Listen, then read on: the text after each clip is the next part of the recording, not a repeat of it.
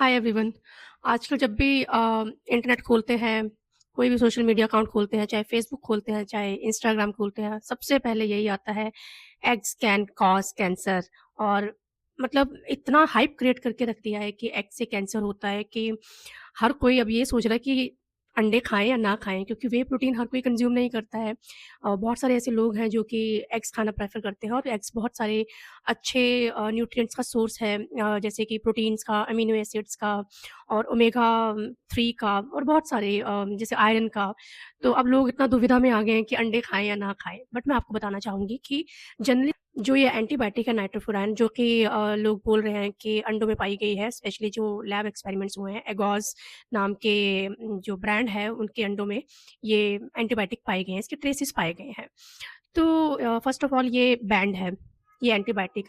पर फिर भी कुछ एक पोल्ट्री फार्म्स में ये एंटीबायोटिक यूज़ की जाती है, ताकि अपने एनिमल्स को या जो भी मुर्गियाँ हैं उनको इन्फेक्शन से बचाया जा सके, जैसे कि intestinal infection, loose motion and all. तो ये लोग क्या करते हैं, क्योंकि ये सस्ती एंटीबायोटिक है तो ये देते हैं, चीप, मतलब आप बोल सकते हैं कि चीप प्रोडक्ट यूज़ करते हैं।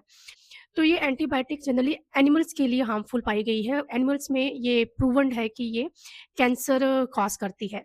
बट और अगर ये ट्रेसिस में पाई भी जाती है एग्स में, तो वो ह्यूमन बॉडी में अगर चली भी गई तो वो उसका अमाउंट इतना हाई नहीं है कि वो हमें कैंसर कॉज़ करे।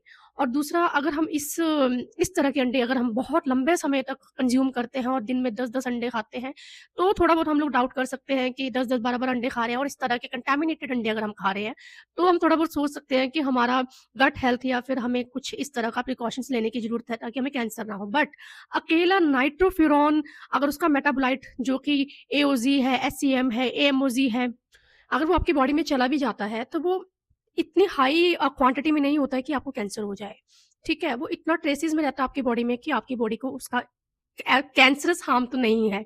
और अगर बाय चांस आप बहुत लंबे समय तक ये कंटामिनेटेड एग्स यूज़ कर भी रहे हैं, तो उसके साथ there are many factors which are responsible to cause cancer in any human body, not only nitrofuran. So there are so many side factors जो कि आपको कैंसर कॉज कर सकते हैं, जैसे कि आप लॉन्ग टर्म स्मोकिंग करते हैं, आप चेन स्मोकर हैं, आप अल्कोहल कंज्यूम बहुत ज़्यादा करते हैं, आप ओबीज हैं, आपको क्रोनिक इन्फ्लेमेशन है बॉडी में, आप एयर पोल्यूटेड। सबसे बड़ा जो इंडिया में इस टाइम थ्रेट है कैंसर का, वो है एयर पोल्यूशन। जो हमारी इंडिया में एयर की क्वालिटी है, स्पेशली इन विंटर्स, वो सबसे बड़ा थ्रेट है हमारी ज़िंदगी में कैंसर करने के लिए। हम लोग अंडों के पीछे पड़े हैं, हम लोगों को अपनी एयर क्वालिटी पे ध्यान देना चाहिए, इससे कैंसर होने के बहुत ज़्यादा चांसेस हैं। कि जेनेटिक प्रीडिस्पोज़िशन ऐसी है कि कैंसरस हिस्ट्री चली आ रही है, तो ये चांसेस बढ़ जाते हैं। या फिर आपकी बॉडी में आप पुअर डाइट आप अपनी बॉडी को देते हैं और बहुत सारा प्रोसेस्ड फूड खाते हैं। प्रोसेस्ड फूड में जैसे कि आप जंक फूड भी खाते हैं। तो ये सब फैक्टर्स अगर आप उसके साथ मिलाते जा रहे हैं और आप इस तरह के कंटामिनेटेड एग्स खाते जा रहे हैं, तब जाके कहीं बनता है कि आपको कैंसर हो सकता है। अदरवाइज़ अकेले एग्स खाने से और वो उसके जो मेटाबोलाइट्स हैं एओज़ी, एससीएम और एएमओज़ी, अगर वो ट्रेसेस में आपकी बॉडी में हैं भी, तो आपको कैंसर नहीं होता। तो इसलिए आप एग्स खाइए, आप ऑथेंटिक सोर्स से एग्स खाइए। आप हर जगह से कहीं से भी एग्स ना उठाइए, आप ऑथेंटिक सोर्स से एग्स बाय कीजिए और खाइए, इतना डरने की ज़रूरत नहीं है। अब अगर आप सोचिए कि अगर सच में ही इनसे कैंसर हो रहा होता, तो जैसे कि हमारा कोविड आया था, तो हमारे को कितनी गाइडलाइंस आई थी।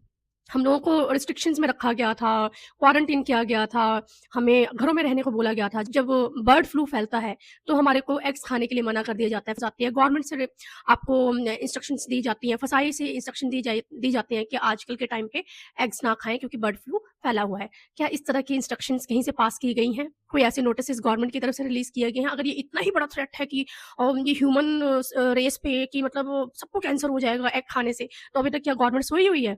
क्या वो लोग कुछ इंस्ट्रक्शंस पास ना करते, वो एग्स को बैन ना करते? ऐसा कुछ नहीं है, एग्स मिल रहे हैं मार्केट में, हमें थोड़ा ट्रस्ट करना चाहिए, क्योंकि अगर इस तरह से आप हर चीज़ पे इतना शक करने लग गए, तो आजकल की जो सीरियल्स हैं, पल्सेस हैं, दालें हैं, चावल हैं, मसाले हैं, स्पेशली जो आप मैगी खाते हैं और कई मसाले जो आप अपनी कुकिंग में डालते हैं, खाने में डालते हैं, वो सब इतने ज़्यादा केमिकली ट्रीटेड होते हैं कि सबको कैंसर हो जाएगा फिर तो। मतलब अंडों से ज़्यादा ये चीज़ें हमारे लिए खतरनाक है, जो कि हम डेली लाइफ में अपना फूड खा रहे हैं, अपना राइस खा रहे हैं, दाल खा रहे हैं, अपने वेजिटेबल्स खा रहे हैं। क्योंकि जो मोस्टली जो सीरियल्स होती है, पल्सेस होती है, राइसेस होते हैं और जो कि मसाले होते हैं, उनकी उनकी फ्यूमिगेशन की जाती है। और फ्यूमिगेशन किससे की जाती है? बहुत ही डेंजरस केमिकल से की जाती है, जैसे कि फोस्फीन, पीएच3, मिथाइल ब्रोमाइड, ये सब यूज़ किए जाते हैं। क्यों? क्योंकि दालों को, चावल को, मसालों को पेस्ट से बचाने के लिए, इंसेक्ट से बचाने के लिए और फंगस से बचाने के लिए ये यूज़ किए जाते हैं फ्यूमिगेशन में। और फ्यूमिगेशन होती है क्लोज़्ड चैम्बर्स में, क्लोज़्ड रूम्स में, जो कि गैस की फ़ॉर्म में इनको जलाया जाता है और उससे जो दालें होती हैं या फिर जो भी मसाले होते हैं, उनकी फ्यूमिगेशन होती है। तो इसकी जो इन केमिकल्स को यूज़ करने की जो मिनिमम लिमिट है, वो 0.1% है। पर आपको पता है इंडिया में ये कितना ब्रीच ऑफ लिमिट होता है कि ये 5 परसेंट तक लेके चले जाते हैं। 9 10% तक लेके चले जाते हैं। अभी रिसेंटली आपने सुना होगा कि यूएसए से हमारे बहुत सारे हमारे मसाले लाइक एवरेस्ट के मसाले, एमडीएच के मसाले वापस आ गए कंटेनर्स। बहुत सारे उन्होंने जो कंटेनर्स है वो डिस्पोज कर दिए। मतलब कि क्यों कर दिए? क्योंकि वहाँ की जो अथॉरिटीज़ हैं, जो कि वहाँ की फूड अथॉरिटीज़ हैं, दे आर वेरी स्ट्रिक्ट। अगर 0.1% लिमिट है तो इससे ऊपर अगर मिलेगा तो वो उस चीज़ को अपनी कंट्री के लोगों को कंज्यूम नहीं करने देंगे। तो कितना मिला? 5% 6% 3%। तो that is dangerous for our health. और इंडिया में तो ये बहुत 9 10% तक यूज़ किया जाता है। तो आप इससे घबराइए, अंडों से मत घबराइए। और कोशिश कीजिए कि जो भी आप घर में दाल, चावल कुछ भी बना रहे हैं, एटलीस्ट उसको 40 से 45 मिनट पहले भिगो के रखिए और उसको कम से कम 7-8 बार धोइए, जब तक कि वो पानी बिल्कुल क्लीन ना हो जाए। कुछ लोग तो क्या करते हैं, चावल बना रहे हैं, फटाफट चावल लिए 2 बार धोए और बना दिए। दैट इज़ डेंजरस, क्योंकि चावल में आर्सेनिक रहता है और आर्सेनिक इज़ हाइली कैंसरस। तो आप इस चीज़ पे ध्यान दीजिए। अगर आप इतना छोटी-छोटी चीज़ों का टेंशन लेंगे क्योंकि भीड़-चाल में बना रहे हैं ये वाली वीडियो कि कैंसर है, एग से कैंसर है, बट ऐसा नहीं है। आप सेफ और ऑथेंटिक और अच्छी जगह से एग्स खरीदिए जो कि एंटीबायोटिक फ्री होते हैं, रेज़िड्यूज़ फ्री होते हैं और फ्री रेंज हैन जो होती हैं उनसे जो एग मिलते हैं और नॉन फर्टाइल होते हैं और स्टेरॉइड फ्री होते हैं। इस तरह के आप अंडे खाइए, आपको कुछ नहीं होगा और आपको अच्छा प्रोटीन सोर्स और ओमेगा 3 मिलेगा। So thank you, all the best.